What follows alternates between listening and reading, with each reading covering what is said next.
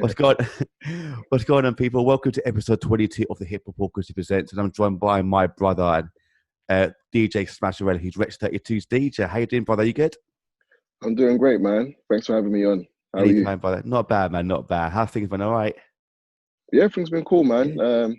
Obviously we're doing this quarantine lockdown thing. Obviously, it's starting to open up now, but yeah, that whole period it's been cool. The last few years have been great in terms of like constantly working and traveling and stuff like that. So this has been nice to like slow down a bit and Yeah. refocus in a few different areas as well. Yeah, 'cause I was going to ask how lockdown has been for you, because I know how busy you were before that. How's lockdown been for you? It's been good, man. Did a few shows just before lockdown. I did a couple shows with Wretch and also Ray Blks, who I DJ for as well. Mm-hmm. Yeah, it was nice to just slow down for one, Mm-hmm. Yeah. because life has been pretty hectic over the last few years, which is a blessing. And then parts of it were productive, some of it was less productive. Mm-hmm. But even like just the last couple of weeks, I really just connected with a few different people, especially online, and yeah, just kind of like got my focus back on what I need to work with moving forward. And yeah, just before we ended the lockdown, Ray Blks got asked to do the Wireless Connect 2020, so got to perform on that. So that was nice to get back into doing a show kind of vibe as well. Yeah, because I saw that looks sick. How was that? It was good, man. It was strange. Yeah. Obviously wireless, you're in front of a bunch of people, thousands of people, to now be like in an indoor situation. It's like 360 cameras. For me, having experience, it's like doing a TV show. Mm. But even with like a TV show, there might be a crowd there where you can see the crew behind the cameras. You couldn't see any of that. Wait, that's mad. Yeah, so because obviously it was like 360 cameras, so if you're not supposed to be seen, you can't be seen. Yeah. So but yeah, it was really cool to like get asked to do the gig with Ray Blks and the team. The show went really well. We basically all the different artists went in earlier, Mm-hmm. throughout the few weeks before to like pre-record. Mm-hmm. So we went in, did our thing. And yeah, it's been a great response from the stuff that we've posted online, and hopefully we get to see a full version of the set again, because yeah, you kind of like had to catch it live Yeah. online. Oh, Yeah. good. How did that come about? Did they approach you, or did you have to kind of apply to perform there? I believe they just approached Ray Blks and all the different artists that were performing. Mm. I think possibly they had an idea of who they probably were going to have during the festival anyway, but obviously with the lockdown and no flights were happening, they did they had a LA studio, so a few artists could be over there as well. Mm-hmm. So yeah, I guess they just reached out to the artists that they were feeling that Amazing. could put on a great set. So yeah, we were fortunate to be able to be a part of that. That's sick. Are you allowed to mention kind of where you filmed it? It was at Alexandra Palace. Or was it? Yeah. Oh, Yeah. mad. How was the travel getting there and back? Was it like, did you have to like drive in or get public transport? How did it work? So I lived quite near the tour manager, so the tour manager just like picked me up on the way, and we Oh, just went perfect. down there. So yeah, big Nice. shouts to Trevor Williams. Yeah, Yeah. Trevor Williams, big shout out, man. But you know Yeah. what? Before we get into like kind of everything else that you've done, because you've been such a busy guy, man. Like, how did you get into music yourself? I think really it was just like growing up. My brother used to play a lot of hip hop in the 80s. I'm dating myself. People wouldn't immediately guess how old I am. But yeah, just growing up in the 80s and hearing hip hop music and the Public Enemies, the Run DMCs, the EPMDs and all that kind of stuff, and all those kind of artists. And basically I got into rapping Mm-hmm. first. So I used to rap a bit, and then one of my friends taught me how to DJ, and I just kind of like ran with that. And people just started taking notice of how quickly I was developing, and I got put into certain events and stuff like that in radio, and yeah, people just saw the talent, and it just went from there really. Sick. And who kind of inspired you kind of growing up and today as well in terms of DJing and rapping? Because you obviously started off as rapping, you said. But who kind of Yeah. inspired you growing up and also today as well? Growing up, I think maybe even before I got into rapping, jungle was a thing as well. So Yeah. jungle, so I was like chatting or rapping to jungle. Mm, So all of those MCs back then, but then growing up, Biggie, Nas, a lot of the East Coast guys for me, the Mobb Deeps and mm, artists like that. And then in terms of DJs, Shorty Blitz, Big Ted, DJ mm, Kofi, DJ Swing, rest in peace. Um, Around that time as well, listening to Westwood, and he would have like Funkmaster Flex and Cypher Sounds, a few of those American DJs on there. And it's over the years as well, still a lot of those DJs. But then getting into like the turntablism side of things as well. So again, DJ Kofi, um, Cutmaster Swift, DJ Pogo, the Enforcers Crew, DJ Business, the Beat Junkies out in the States. So yeah, there's so many, and nowadays just seeing like the new growth of all the DJs. So like Ellie Prohan, Sandra Murray, Melody Kane, my boy Dan Gray, CJ Beats, and all those kind of guys as well. Mine Too Smooth, DJ Cable, mm. Andy P. Like there's so many amazing DJs. Sorry if I've forgotten anybody, um, but yeah, everyone's just out there doing their thing and really representing. And it's always a joy to like go to their events or just see them maybe DJing for an artist or just whatever they're doing, and Mm. just seeing them really do a great job. Amazing. Like, what do you think kind of makes a good DJ? Is it their personality? Is it their kind of just purely based on the music choices, or a mixture of both, or other bits? What do you think makes a really good DJ? I think it comes really down to music quality, and being able to read the crowd. You know, Mm. but I think a lot's changed. So like, whereas back in the day, at least when I started, the DJ had, in a sense, they had their sound.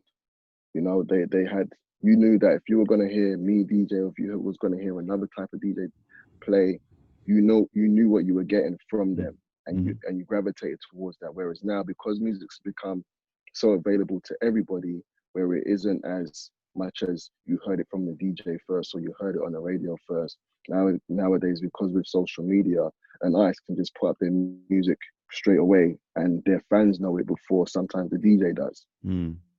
You know, so it's almost like we just want to hear the hits now. Mm. A lot of the crowd just wants to hear the hits. So sometimes the individuality of the DJ doesn't shine through as much. But I still think that a lot of the DJs, it comes down to their music selection, how they play, and again, yes, their personality as well, Mm. that gravitates to, you know, bringing in their crowd. Yeah, 'cause I wanted to ask you about that actually, about the social media aspect of things. Do you kind of think? Do you think you said is there sometimes people hear that before the actual DJs do? Do you think today that social media and so forth has affected the DJ big time, or is it made them kind of step up their game to get tracked even faster than they did before? I think so. I guess back in the day with a lot of the artists, especially the mixtape DJs, Mm-hmm. it was almost like a funnel for like the artists would be like, okay, I'm going to give it to these particular DJs. This one's on radio. These ones are doing the mixtapes. I need to make sure it goes to those DJs first because they've got a crowd and they've got a following. Whereas now the artists can build up their following and just go directly to their fans, which is great. Um, but you know, there's still times where some of the DJs do get that exclusive to be able to play something first. Um, but you know, if you're a DJ and you're not up to speed of what's going on, you know, you can be in the club and be like, someone comes up to you and says, "Hey, have you got the new whoever track?"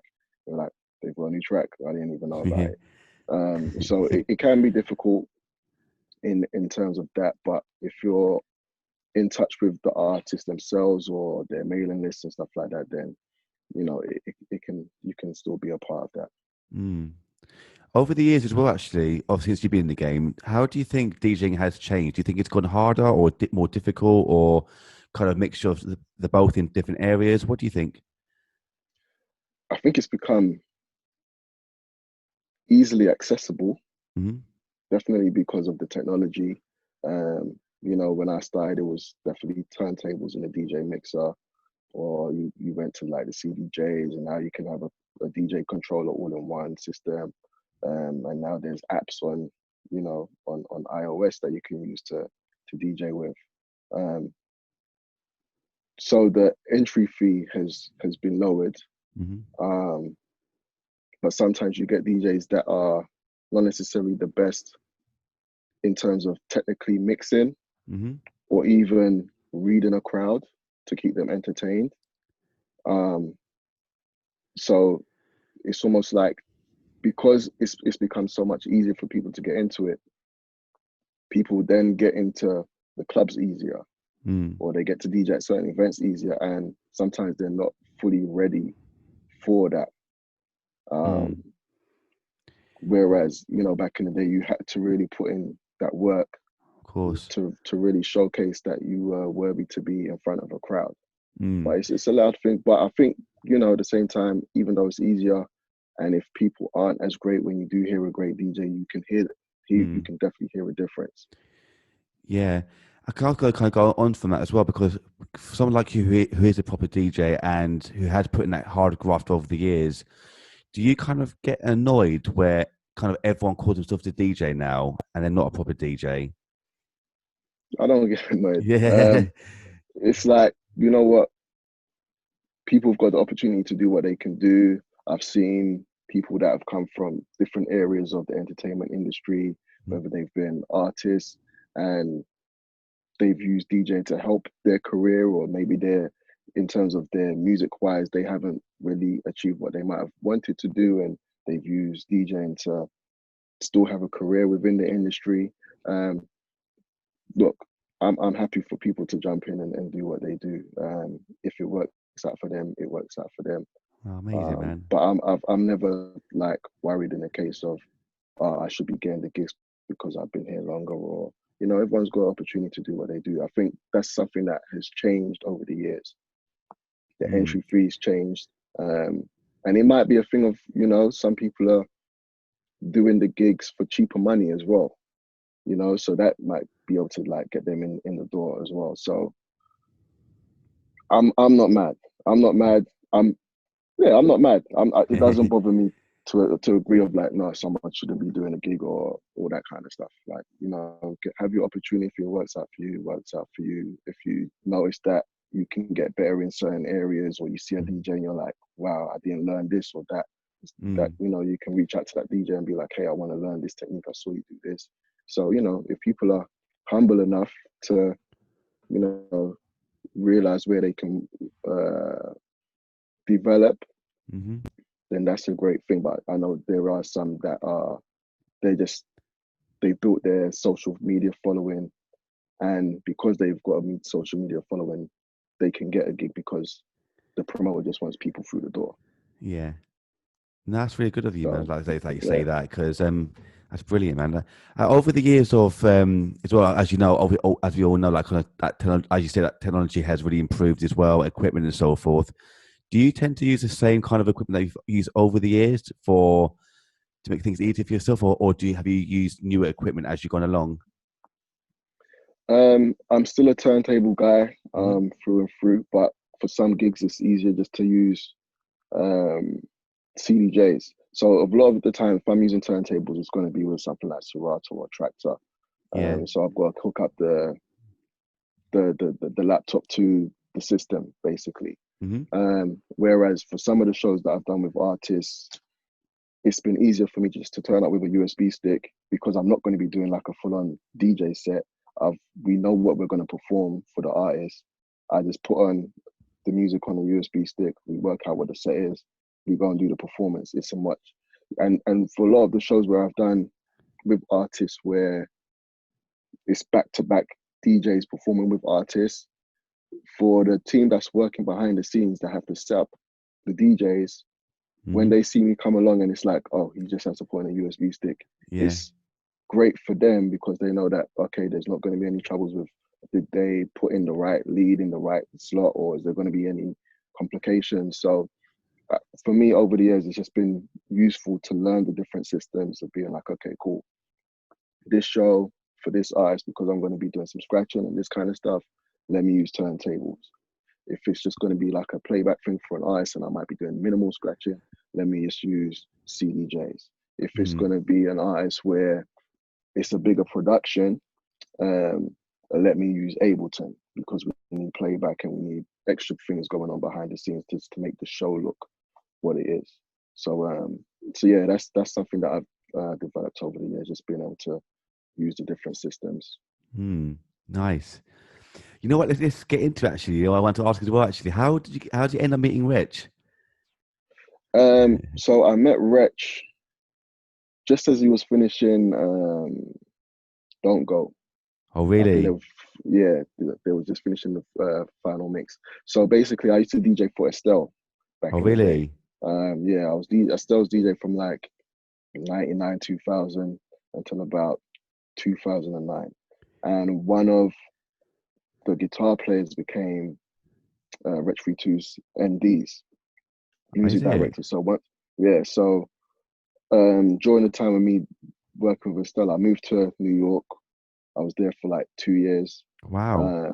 Um, and once I came back in 2010, I think I saw Toby, who was Wretch's MD at the time, and he was like, "Oh, you're back. Got this artist. He needs a DJ, and he raps, he does grime, and we need a DJ that can scratch and all that kind of stuff. You're the guy. Come through doing an audition. Went in, did the audition, and yeah, did it. Got the gig. Sick. Yeah, Congratulations. thank you. I It's was thinking about just the other day, like I was doing all this technical DJ stuff, and it was like not that I've never had to do all of that kind of stuff, but even like watching the Wireless Connect performances, seeing what the DJs were doing and what they weren't doing. Some had stage presence, some just had to press play on the track and didn't have too much more to do.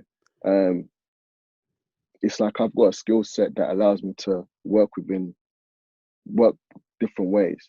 mm-hmm. Um, so it's like, yeah, I had the skill set. I went in there showing off all these tricks and turntablism, and it was like I haven't really needed to go that deep, but the times where it has to come in handy, it's been useful that I can do that. And for the times where I'm working with a live band as well, especially, they really do appreciate that I've got that extra skill Yeah.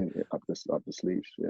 Yeah. Can I want to ask you actually about that kind of thing? That as a DJ, do you think it's beneficial for you? Obviously, it works in your favor, obviously, but do you think it's beneficial that a DJ learns every aspect of being a DJ or focus on what works for them, such as scratching or anything like that? I think it's useful, but I think me growing up as listening to hip hop, and that's what hip hop DJs did, Mm-hmm. it was like that was automatically something I was like, okay, well, I need to learn that because that's what I'm hearing the DJs doing. If a DJ was to get into music now and they're listening to the trap music and stuff like that, they're not hearing that element. Mm. So all they need to know is just, mix, have the basics down, mixing and all that kind of stuff.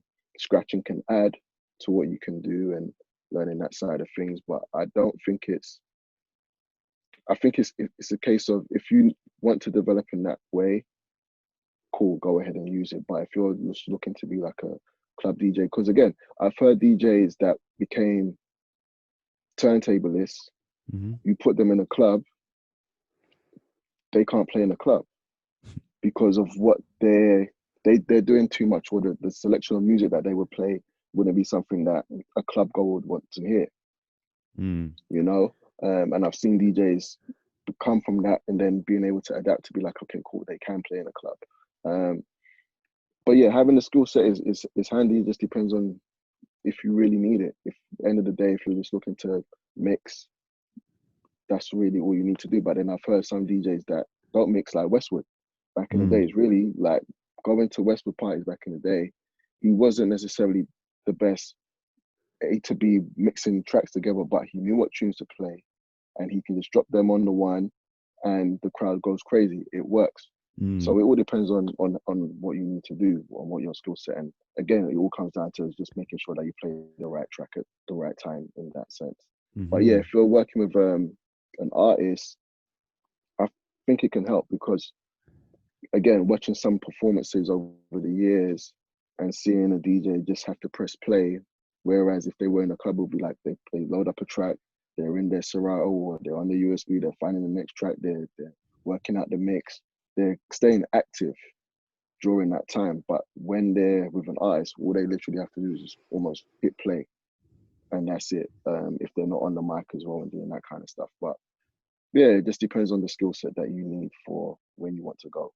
But yeah, if you have more skills, then you know it opens up more doors, and that's what I've found over the years. Amazing. And going back to Wretch, actually, when you first heard of him and first met him as well, did you know from that moment that he'll be as big as he would be? Definitely, like especially when we used to travel, and I just hear him freestyling and stuff. I'm like, yo, this guy can rap. You know, like he can rap. He's got bars. And just seeing how he's developed over the years and everything that he's achieved has been amazing. And it's been a pleasure to work with him over those years as well. Yeah, So yeah, man, it's been great to see what Wretch has been able to accomplish. amazing. And what be some of your favorite moments together on tour and through the years of working together? Um, Sometimes it's funny. He's got a track called Blur, and I was like, yes, this seems already like a blur sometimes. I would say some of especially the live shows with the live band. Those have been some great shows that we've done. When we did One Extra Live in Liverpool, that show, so basically I did a blend or slash like a mashup of Don't Go. Mm-hmm. So Kanye West had Fade at the time, and I basically there wasn't an instrumental for it at the time, but at least I didn't have it. Yeah. But I was able to just grab all the different pieces and make Don't Go on top of that. And when I played it to Wretch, he was like, yo, this is amazing. We need to perform this live. That, and then when we also did the Young Fire Old Flame show, the first one, that was the mixtape with Wretch and Avellino. That show was an amazing show, you know, for all of us. But I think also for me, a lot of people really recognized what I was capable of doing. There's one, I produced one of the tracks on the mixtape, and just the performance, the way that Wretch and the team came back to me was like the way you held down that show, and even just response from people that had seen me over the last few years, prior to that show, and then seeing me, the attention that I got after that was amazing. Just for people to see like, yo, this guy is really up there. So those have been some amazing moments, and you know, also working with like Steph London as well over the years, we've had some amazing shows. So yeah, there's a lot, man. There's a lot. Sometimes again, so it's a blur sometimes to remember exactly particular shows, but yeah, there's been some amazing ones. Amazing, man. I'm just so proud of what you achieved, because obviously you've been following me for years. We've been good friends for years now. Just seeing what you've done Yeah, over these years, man. I'm just so proud of what you've achieved. So keep up the amazing work, man. Honestly, it's amazing. thank you. Anytime. Will do. But you know what? Saying you kind of mentioned about at the time of when you mixed Fade into Don't Go, and over the years of being a DJ, have you kind of found certain tracks harder to find than others? Because you kind of wish you found like an instrumental for this track or like previous editions of tracks. Have you found certain tracks or albums harder to find in your time than others? Sometimes, but there's always a way. There's Yeah. always someone that's might be connected. So again, because I've been around for a while and I've got good relationships with people within the industry, if I know that an artist is with a particular record label, I might be able to speak to someone at the record label. There, again, with all the touring that I've done as well over the years, there might be someone that I know within the camp, within that artist team, that I could reach out to and say, hey, I need this. Can I get it? And they've been like, yeah, you can get that, or it's not possible. Or again, just being like a hip hop DJ and getting into music production, sampling. It's like, okay, there isn't a full on instrumental. Is there enough of a break where the artist isn't rapping or something like that, that I can grab the pieces and make what I need to make? So again, the creativity has to be there as well, and having that skill set. But yeah, sometimes it can be difficult finding some tracks, but you know, where there's a will, there's a way. Definitely. And what be some of the kind of like the funniest moments you've had over the years of DJing? Any kind of funny moments that stuck to that to you over the years? Um, wow. I think okay, one that I posted up. We was just on tour. This was with Steph. We were supporting Future, and we were Mm. in. We was in Berlin, I believe, somewhere in Germany. Yeah. And we went. Me, Trevor, and Rafa, our sound engineer. We went to this shopping mall, and they had this slide, indoor slide. Is it? I haven't been on a slide since I was a kid, so I went down there and filmed it. You know, did like a selfie kind of film down it, and the amount of joy that was on my face. And once I posted that, the people were like, "I've never seen you this happy." um, Oh wait, I remember seeing that now as jokes. yeah, yeah. So you know, stuff like that. Wow, I think I have a bad memory now. Well, I think there's just been so much going on over the years.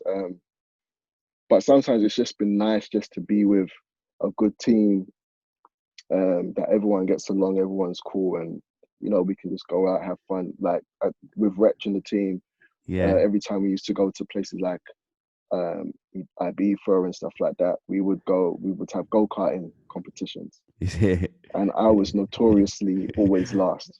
Um, but then there was a couple of times where I just got really good, won a couple, and it was like, okay, yeah. But then you know, then I fell back in. So certain courses I just couldn't get the right. I couldn't make it my way around it as good. Oh But man, certain tracks I was pretty good. But yeah, man, good, there's been some good times with the team. sick one. What was that like? Though supporting Future in Berlin, that must have been amazing. That show with Steflon. Yeah, so we did his European and UK tour with him. So it was quite a few dates, and it was amazing. But it was kind of like the first tour that I did, and I wasn't on stage. I was actually on the side of the stage, which was weird, because I'm used to being on the stage, and I guess for like Steph and the dancers having me behind them, at least having me there to know that okay, this is what we're doing next and stuff like that. It kind of switched our performance a little bit, but it was still a great performance. And even like Future's team were like, even though I'm not on stage, the energy that I was giving because I was still on the microphone, Mm. they were like, I might be one of the best DJs on this tour. Really? So yeah, so it was a case of okay, cool. I'm not on stage. How do I? It was almost like the wireless connect thing was like, what kind of energy do I give if I'm not in front of the crowd and I can't react off them or react with Steph and the dancers? But it was a case of cool. They regardless, Steph and the team, they still need my energy on the mic and what we would normally do. So whether I'm on stage, off stage, um, it doesn't matter. But it was great to see how Future performs, and even working with Ray Blks, and we supported Nicki Minaj. Wow. Just seeing how those big productions are put on, and realizing okay, sometimes the DJ isn't always DJing live. There's a playback system. So when I mentioned Ableton earlier on, sometimes the shows are being run that way because again, because of what the production is, running it from CDJs isn't always the viable option to make everything in sync. Um, so yeah, man, it's been amazing to work with those kind of artists and being able to support some of the American artists as well, and just to see how things run. And even back in the day, working with Estelle, and you know, we were doing tours with Solange and John Legend and Gym Class Heroes. Um, Wow. yeah, so I've been able to see a lot over the years, and just to see how people, how different teams work in putting their show together. And I think that's one of the reasons why I get certain gigs, um, Mm. because of the experience and the skill set that I have. So, yeah. That's absolutely incredible. Like, that's just blown my mind of that. Blown my mind. Really, I can't believe how many people you work with as well. That's amazing, amazing. Yeah, And thank kind of you. like comparing the American artist to the UK artist. Do you feel like, obviously going on tour as well, are the crowds different for each artist that you've worked for, from the UK to the US, Um, compared to kind of like what kind of tracks you drop or how you kind of present yourself on stage? Are they kind of different as well? yeah, so when it comes to tracks, we're always thinking about who is in the crowd. Mm. So I've done shows with Wretch, I've done shows with Steph where some of maybe like their harder tracks or might not work with a certain crowd, or maybe it's a young crowd. So someone like Wretch might and Steph would be like, you know what, some of the tracks have got swearing in it, so they'll be like, you know what, let's not perform those tracks because of the younger crowd. Mm. So yeah, we're flexible with what we do, and it's great working with artists that do have a flexible catalog to be able to do that. Because some artists, they don't have a flexible catalog Yeah. to, be able to switch it up, and you'll have like kids covering their ears and crying and stuff like that. Yeah. but but yeah, the crowds, as long as they're into the artist, and we perform and we give them a great performance, they enjoy it, Yeah. and there hasn't really been many performances where we've been to and the crowd hasn't been like, nah, this wasn't it. We've been able to adjust and make sure that we give a great performance. That's something that we always want to strive for. Yeah. How do you find tour life? Is it really difficult or is it really fun to do? Something that you look forward to doing? A bit of both. It's great to be able to travel, and I've been fortunate to almost go all around the world a few times. Um, but it's tiring. It's Yeah. definitely tiring with some of the early starts and being on planes, and sometimes a lot of the downtime, or sometimes just landing and just going straight to a festival and having to set up and perform and all that kind of stuff. So it's exciting, but it can be tiring. I I can sometimes be very much of a I want to keep myself to myself kind of person. Hmm. Um, so I definitely need my space to chill out as well. Um, Yeah. but it can be very demanding, especially when you're always on the go. Um, and even with me, there was a year when I was working with Steph and Wretch where I was doing a show in the States with Steph. Literally came off stage, went straight to the airport, landed in the UK, and went straight to do a show with Wretch. Um, Wow. so there was a few times in I think like 2018 or so where that happened. There was even a period where I did a show with Steph in New York. We did something for Hot 97. I landed back in London, and Steph and Wretch were on the same gig for Annie Mac, but I was flying to Taiwan that same day. Oh Um, my God. so it was like, how is this going to work? So basically, I missed that gig, the Annie Mac gig. So someone else stepped in to cover me for that. Um, but yeah, it can be like that sometimes. Yeah. But I'm thankful that I get to work with these artists and they trust me to be able to, even if I'm working with somebody else or jet lag and all that kind of stuff, they know that once I get on stage, I'm going to deliver. Any kind of personal favorite ones that you've done over the years as well? Kind of go back to what we said earlier. Pers- Any personal favorite event that you've done? Um, okay, so over the years, so again, the Young Fire Old Flame show with Wretch, especially the first one at Camden Cabaret. No, not Camden Cabaret, that's what it is now. At Coco as well. Um, Steph, her big shows are like Kentish Town Forum and the Apollo, same with Wretch. Um, the Ray Blak, the first show I did with Ray Blak, especially because again, I got the phone call the night before to do the gig. There was like, again, Trevor works with Ray Blak, Hmm. and he called me up. He was like, "Yeah, Ray is performing with Nicki Minaj. Do you want to do the gig?" And at that point of time, I was like, I think I need a little bit of a break from tour life and working with eyes. I eventually did the gig. Me and Ray met the day of the gig. They sent me the music the night before, so I got to listen to it, work out what I wanted to do. And Hmm. me and Ray literally had like a 10-minute talk while she was getting ready. Of like, okay, cool. How do you want to get in and out of these songs? How do you want me to introduce you? Cool. 10-minute talk. We went and did the performance. Everyone came back and was like, that felt as if we'd been working together forever. Um, so that was a great show. The wireless connect with Ray Blak as well, especially for what we created with the intro. Um, and even like club DJing wise, back in the day when I was used to deep work on Baseline FM, one of the DJ gigs that I did, everyone was like, okay, I shouldn't be DJing at this club. I should be. The club was Samantha's in West End, um, just off Regent Street, and a couple roads up was Hanover Streets, where the club called Hanover Grand used to be. It's kind of like round the corner from the Apple Store. Is now, and the DJs were like, I'm good enough to be DJing alongside the likes of Shorty Blitz and all those guys. Yeah. So yeah, there's been some amazing sets that I've done over the years, and last year or so working with the Hoxton Pony. There's been some great nights that we've had there, and even again living in America, living in New York, I got one of my friends, DJ Reborn, who became Lauryn Hill's tour DJ. So wow. With a few other artists as well. She was DJing at this club in Brooklyn. She asked me to come down and spin some records, and I think it was like New Year's 2010.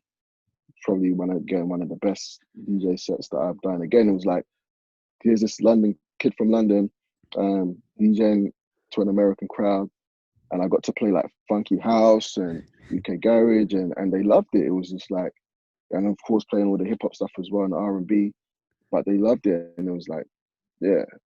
So being able to travel, and there's been so many times. Again, there was a set in Germany that I did with Estelle after party. The promoter was like, yo, do you want to DJ at the after party? I was like, yeah, cool. I'll jump on. Played, they loved it. So yeah, there's been many periods of, just being like last minute, hey, do you want to DJ at this, or having club sets, and they're just going really well. So I've been fortunate again to experience the club side of things, the artist side of things, and even radio, like winning awards for radio shows as well. So amazing. It's been great. Yeah. Brilliant, man. Brilliant. And what have been some of the kind of best lessons you've learned over the years of being a DJ? Some of the best lessons. So with the touring, it's being patient. I've always been a patient person anyway, but especially when you're on tour, when something's not going right, or sound check's taking a bit longer, something technical is not happening. Dealing with people's energies as well, like jet lag, people get tired and all that kind of stuff. So being a people person, being patient, and understanding what it takes to perform at a certain level as well, and to put on a certain quality of show. Again, working with Trevor Williams, once he started going to certain events, like especially like the pop events, and seeing what their kind of production was for their shows, he was like, why can't the hip hop artists and the R&B artists and the grime artists, why can't they have that kind of show? So again, working alongside him, and being able to bring together what we do on stage as well with the team, and just working with the different departments. So last year, some of the playback engineer stuff that I was doing with Ableton, again, I got called in to work with Mostack. So late last year, they called me and I had to work out the time code for the audio so that it would be in sync with the lighting and video. So I got to do that tour, and it was like, wow, I've just done my first tour and I'm not DJing. I had to do some sort of DJ elements because I had to get the audio ready for Mostack's DJ and for it to be in sync, and I had to learn that protocol. But just learning that new skill was like, wow, I went on tour and I didn't have to be in rehearsals. I got to go and do a show, and it was a big show, especially the two Brixton shows sold out. And I'm getting paid. I'm not like just being on the tour just to, have fun. I'm being paid. I'm doing the job, and just learning those new skills have been amazing. So definitely learning and developing new skills to be able to provide more value for the artists and the teams that I work with has been very important to me over the years. You know what? I always love to kind of hear about those amazing lessons that people learn over the years, and I always love to kind of finish the podcast on something positive as well. So that's amazing, man. But before we actually go, though, is there anything you want to share before we go? What you might be working on or got coming up in the future? What am I working on? You know what? I'm working on life, and I'm working on me. Again, taking this time off during the quarantine, you I haven't really done too much DJ practice. I haven't really made too much music, done little bits here and there. But I think I just needed that break to refocus on where I needed to do, or on where I needed to go. So yeah, there will obviously be more DJ stuff, and I think now that I've been able to work out, like, okay, cool, I can mix, I can scratch, I can do a bit of turntablism, I can, finger drum, I can do the music production side of things. How do I bring all of this together into mixtapes, into the live shows that I do with artists as well? So that's kind of like one of the main things that I want to work on, is mainly for me to just bring all my different talents and skills that I've learned over the years, bring it together and roll it out. So I'm almost thinking like I might take not totally like a year off, but a Yeah. year to work on what I need to, on the vision that I see. Mm. So it's almost like 2021, as long as we get a proper festival season and stuff like that, then what I want to be able to deliver for myself and for the artists that I work with is really what I'm going to be working on. Amazing. And one more thing, actually, what I wanted to ask you earlier as well is, do you have that vision already in mind of what you want to achieve for next year or in the future? Yeah, it's there. I need to solidify it. Yeah. I need to do a lot of writing and yeah, visualizing of it. But all the elements are there of what I've done over the years, what I've learned over the years, the skills that I've picked up, and just seeing what some other DJs were doing, like DJ Inferno. He does this thing called the live remix, where he creates live remixes within his DJ set. He used to DJ for Madonna. Wow. So his music production skills and his turntablism skills, how he brought that together. He's put like tutorials online of how he does that. And again, with me learning about playback engineering, what I know about that, and then just what I bring to the table as well, being able to just bring all of that together is the vision of what I see, of what I want to at least be able to do on stage for an artist, whether it's within the context of just me and the artist on stage, or me, the artist, and a live band. With everything that I know, I think I can deliver quite a package for the artists that I work with. Yeah. I'm definitely buying that though. Of you, I need to buy that. Yeah. One more thing, actually, just thought of something else is kind of adding to that as well. Is how do you see DJing in the future? Do you think it will remain kind of as it is now, or do you think it'll be completely different in the future over the next couple of years? There's always been talk of, well, the last couple of years, of artificial intelligence taking over the DJ booth.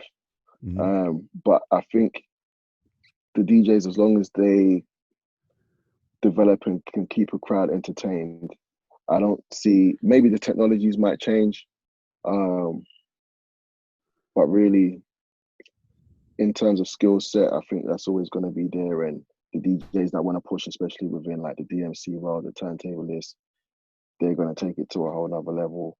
But I think there'll just be like a level of, okay, cool, I just want to mix, I want to do this. It's going to say, I can't really see it. Maybe that's because I've taken much of a break from DJing and seeing too much. But some of the technologies that have come out of the last few years have been amazing. Yeah, I don't see too much change happening. Just as long as we can get back into the clubs, hopefully soon enough, and that's starting to happen. Fingers crossed. Yeah. Yeah, man. So yeah, it should be a good time. Good, well, definitely. But make the most of your rest, and you really deserve it. And I'm obviously so proud Thank of you. everything you've done over the years, man. And it's so good to chat to you again, and hopefully Yes, catch up indeed. soon. Yes, definitely, man. Definitely, Thank you man. for having me on the podcast. Anytime, man. Honestly, anytime, man. And that's the end of the episode. And take care, everyone, and peace.